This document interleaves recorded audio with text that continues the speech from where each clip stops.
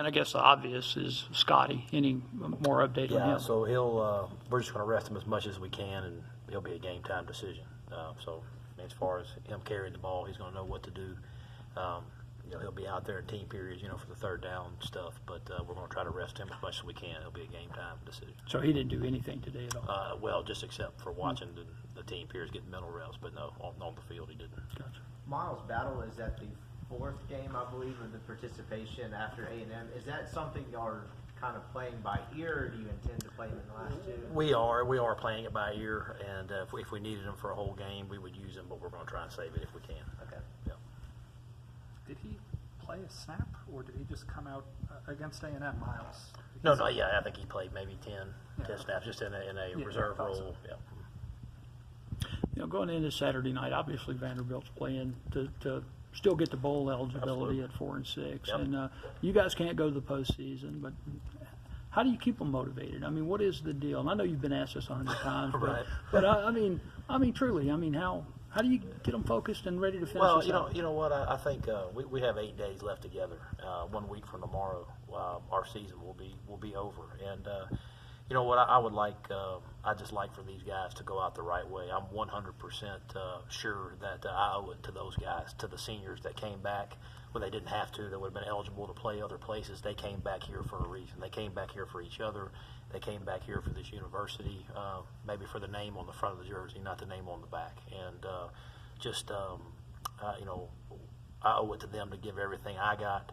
And I think the people in this room know that they owe it to each other for all the stuff they've been through to finish this thing the right way and to send these guys out with a win. When all that happened last year, I think, at least from an outside perspective, I think people expected y'all to sink. The players you're referring to, how big of a role did they play in y'all staying afloat? You know what? I think given the circumstances and the stuff that they've battled through, they showed up and they've gone to work every day. I've told several people it just kind of takes 5 minutes on Sunday to walk through the training room and to see the knees swell up, the ankles swell up, the guys with braces on their shoulders, they're in the cold tub, they're in the hot tub, and they're battling, they're giving everything they got. And so it just, for me, it's very easy to stay motivated. And we got a whole staff full of families that live and die with every single game that we play. So regardless of how you look at it, there's plenty of motivation when you give as much as we have to battle and fight through this thing. Did y'all go the whole time inside today, or did y'all split it up? No, we went inside today. I saw the lights on the practice. We went outside yesterday and got out into the weather, but with the snow and the rain, we went inside today, and we'll try to get back outside tomorrow one more time. Is that just try to acclimate them for the Absolutely. weather? Yeah, absolutely. Yeah. I do think it's trending upwards. So it'll be somewhere in the low 50s to high 40s, which is really for a lineman just good football weather. But no, we're excited about the opportunity.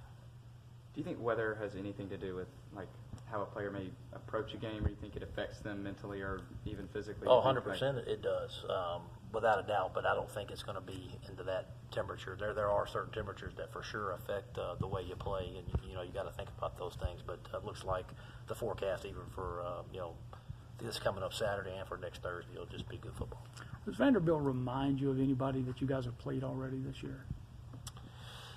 I mean, they'll mix personnels, similar to Texas A&M. They like to run the football and play action, and they have a good screen game. So, but just a lot more, personnels. They'll mix it, play action, screens. They just do a good job with that. And then defensively, Coach Mason's always done a good job, mixing up his pressures and bringing people from different places. So you got to be prepared for that. Seems like that back of theirs has really turned a corner in the last couple of weeks. What's he been doing so well? You know what? He's just a good back. When I talk to some other people that have played against him, like, man, he's you could tell he's big and a physical back, but he runs away from people too. That's what you see. You see some big runs.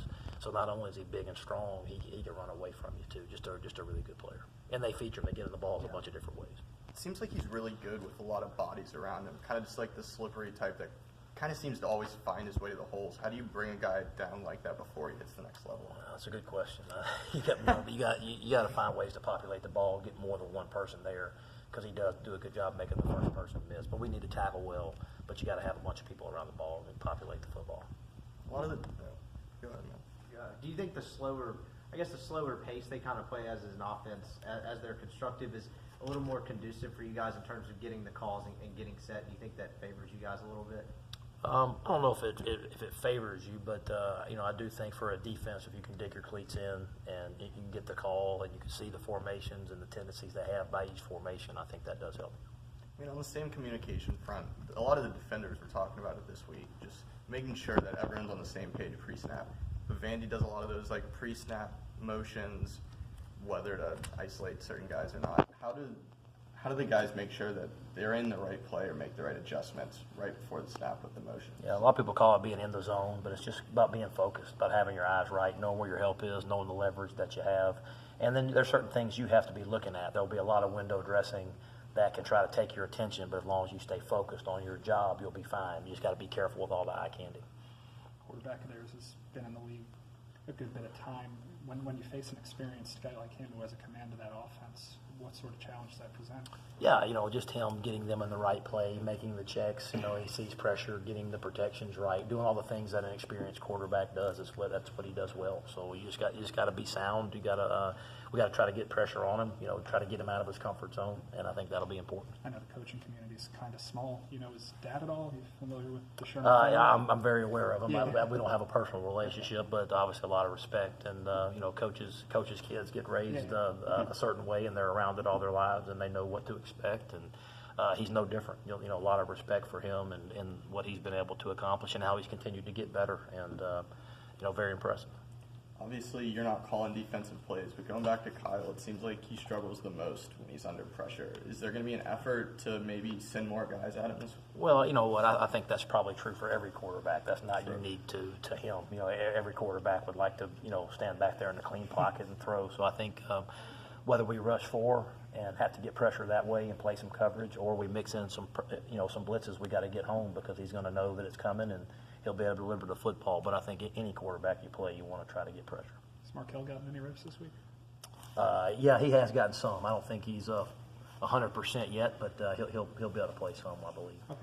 No reps for Braylon. No rep for Braylon. Just rest. Again, just trying to rest him and get him as healthy as we can. Him and Scotty would both be a game time decision. They've been around enough where they're going to know what to do this late in the season. So I think it's more important for us to try to get them rested and see if we can get them some snaps in the game. One last thing. How good has it been to see Octavius Cooley kind of come on here lately, particularly in light that you're going to be without Dawson in the first half Saturday night? I think it's very important. Him being a Mississippi kid, I think it means a lot to him. Him getting his body right, changing his body, getting in shape, learning the system, and making plays when the opportunities present themselves. He's been, he's just a big body. He's hard to tackle. People bounce off of him. He's doing a great job in blocking in the run game, and he's also got really, really soft hands. So anytime that you can have that matchup, it makes it hard on a defense.